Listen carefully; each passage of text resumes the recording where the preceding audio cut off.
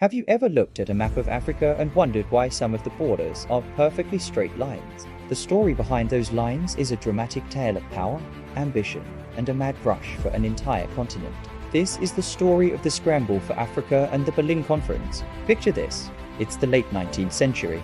Europe is buzzing with industrial power, and nations like Britain, France, and Germany are hungry for new resources, new markets, and the prestige that comes with a global empire.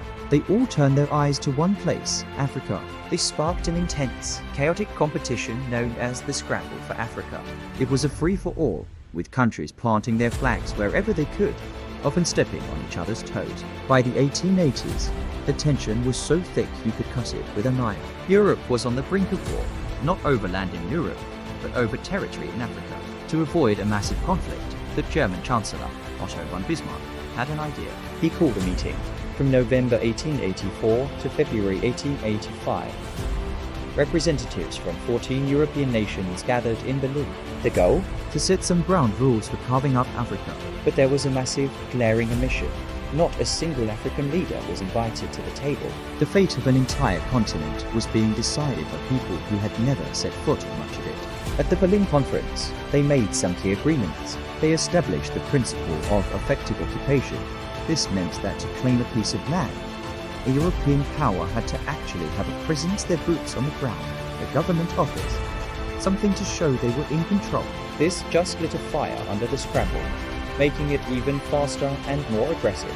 They drew lines on maps, creating spheres of influence that completely ignore the thousands of distinct cultures, languages, and kingdoms that already existed. Imagine someone drawing a line right through the middle of your town, declaring one side belongs to one country and the other side to another. That's what happened all over Africa.